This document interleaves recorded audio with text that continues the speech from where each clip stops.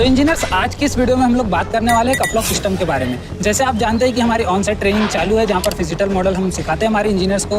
तो उनका ही quantity survey का पार्ट चालू था, जहाँ पर उन्हें फॉर्म वर्क के बारे में सिखाया जा रहा था। तो आज हम आए हैं साइट विजिट पर, जहाँ पर हमारे इंजीनियर्स ने जो शटरिंग हुई है उनको देखा और उसके बारे में कुछ जाना। तो आज मैं आपको एक्सप्लेन करने वाला हूँ कपल ऑफ सिस्टम के बारे में। तो चलिए आगे बढ़ते हैं वीडियो की ओर। सब्सक्राइब कीजिए सिविल गुरुजी चैनल को और बेल आइकन को दबाइए लेटेस्ट वीडियो सबसे पहले देखने के लिए। हेलो इंजीनियर्स, स्वागत है आप सबका आपके अपने फेवरेट यूट्यूब चैनल सिविल गुरुजी महाराष्ट्र में, जहां पर हमारे इंजीनियर्स आज साइट विजिट पर आए हैं। जैसा कि मैंने बताया कि अभी हम लोग देखने वाले हैं कपल ऑफ सिस्टम के बारे में। जैसे आप ये स्टेजिंग देख रहे हो, फॉर्म वर्क का ही एक टाइप है जहाँ पर स्टेजिंग किया गया है, वो किया गया है कपल ऑफ सिस्टम से। तो हम हमारे इंजीनियर्स को समझाने वाले हैं कि कपल ऑफ सिस्टम होता क्या है, उसमें कौन कौन से कंपोनेंट पार्ट्स होते हैं। तो चलिए चलते हैं और हमारे इंजीनियर्स से बातें करेंगे और उनको समझाएंगे हमारे कपल ऑफ सिस्टम के बारे में। हेलो इंजीनियर्स, कैसे हो?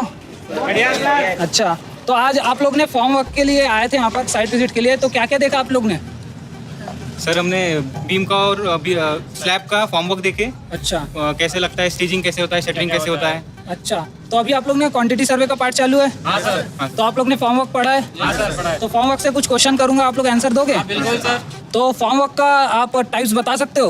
हाँ सर, बता सकते तो हो। अच्छा, ठीक है, बताइए, आप दीजिए, आप बताइए। सर, फॉर्म वर्क के 3 टाइप होते हैं। पहला शटरिंग, दूसरा सेंटरिंग और तीसरा स्टेजिंग। अच्छा, तो अजय आप बताइए कि शटरिंग, सेंटरिंग और स्टेजिंग में क्या अंतर है? सर, शटरिंग जो है वो वर्टिकल मेंबर के लिए लगेगा, जैसे कॉलम और बीम जो साइड है, बीम का साइड है। और सेंटरिंग जो लगेगा सर वो स्लैब बॉटम में लगेगा, हाँ, और बीम के बॉटम में लगेगा। और जो स्टेजिंग जो होता है सर, जो शटरिंग उसको जो सपोर्ट करेगा सर नीचे से, वो स्टेजिंग हो जाएगा सर। स्टेजिंग होता है। तो ठीक है, यहाँ पर जैसे आप लोग ने देख रहे हो, तो आप मुझे यहाँ पर पॉइंट आउट करके बताओ कि शटरिंग कौन सा है और सेंटरिंग कौन सा और स्टेजिंग कौन सा है। सर यहाँ पे ले लो सर, इस साइड सब मिल जाएगा। अच्छा, इस साइड लेना है, हाँ बताइए।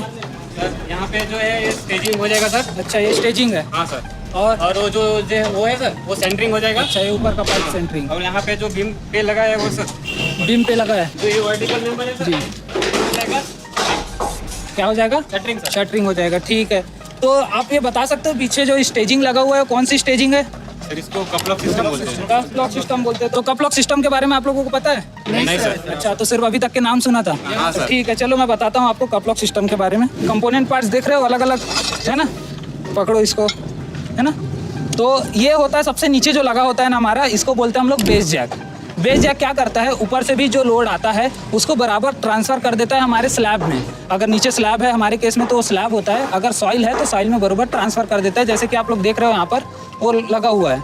लेकिन बेस को ना कभी कभी क्या करना पड़ता है, जब जैसे वाटर एरिया होता है, जैसे कि यहाँ पर पानी भरा हुआ है, तो आप इसको एकदम बॉटम में नहीं लगा सकते। इसके लिए आपको लगाना पड़ता है नीचे भी रनर्स टाइप, जो बीम के पट्टे होते हैं या उसको, लेकिन लॉक होना चाहिए। ऐसा नहीं कि आपने ईंट लगा दिया और उसके ऊपर रख दिया या कोई छोटी सी लकड़ी लगा दी, ऐसा बिल्कुल नहीं करना है। इसके लिए एक लंबा रनर आएगा जो अच्छे से फिक्स होगा, जो हिलेगा नहीं, उसके ऊपर रख सकते हो। कब? जब वो नीचे पानी वाला एरिया होता है, वाटर एरिया होता है, उस टाइम पे। नहीं तो नॉर्मल कंडीशन पे हम इसको डायरेक्टली भी ऐसे रख सकते हैं।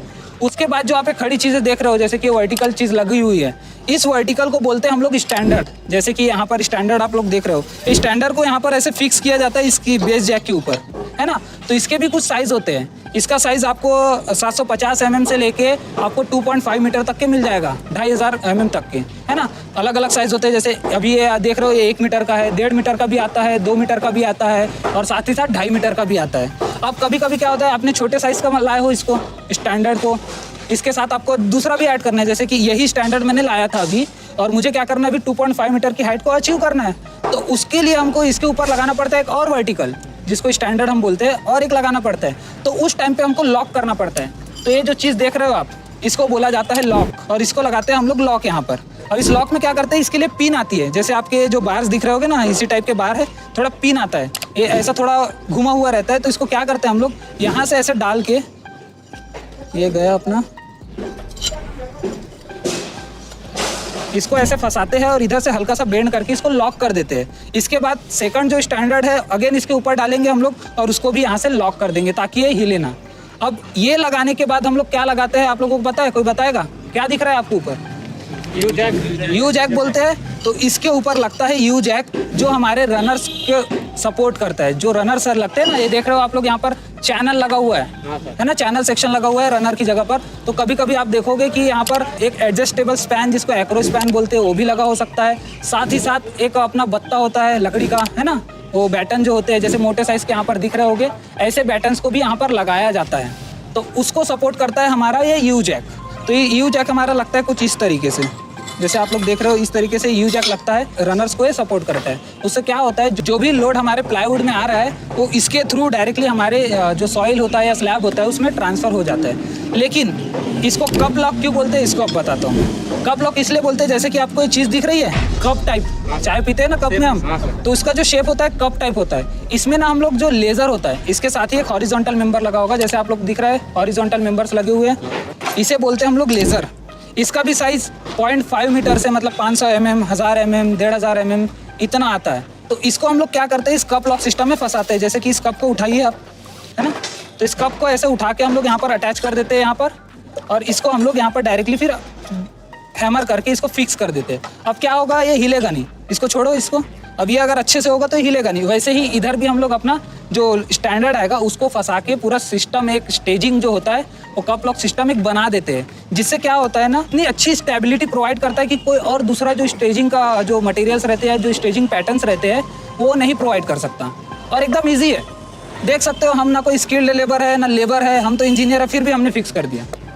तो इस सिस्टम के लिए कोई स्किल्ड लेबर की ज़रूरत नहीं है, एकदम ईजी मेथड है, कोई भी आके इजीली उसको अप्लाई कर सकता है, इस सिस्टम को बना सकता है।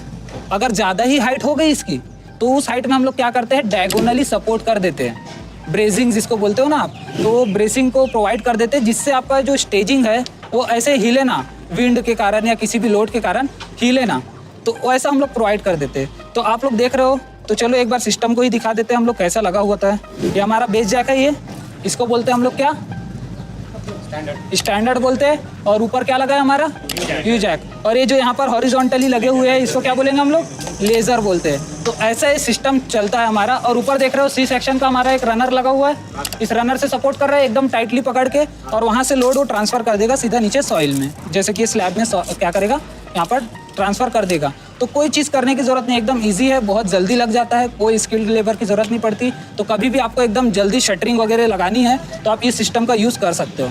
अब ये जो अलग अलग साइजेस में मिल रहे हैं ना, तो मार्केट में जब मंगाओगे तो इसका जो मोड ऑफ मेजरमेंट होता है वो केजी में होता है, कि आप जैसे कि आप बोल दोगे कि उसको 10 लेज़र चाहिए, 15 स्टैंडर्ड चाहिए, ऐसा तो बोल दोगे, लेकिन वो क्या करेगा, भेजेगा उतना ही, लेकिन आपको पैसा पर केजी के हिसाब से आपके बिल में डालेगा। तो ये आप लोग कभी भी लाओगे तो पहले एक स्टैंडर्ड या एक वर्टिकल का वेट करके देखना, उसके हिसाब से बाकी के वेट्स कैलकुलेट करना, और फिर जब आप पैसे दे सकते हो, या काटा पर्ची जो आती है आप लोगों के पास, उसके हिसाब से आप कैलकुलेट करके अपना बिल सही है या गलत वो चेक कर सकते हो। तो इंजीनियर्स ठीक है, हाँ सर। और कुछ जानना है यहाँ पर या कोई डाउट आ रहा है? अच्छा, सारी चीज़ें देख लिया ना अच्छे से, ठीक है।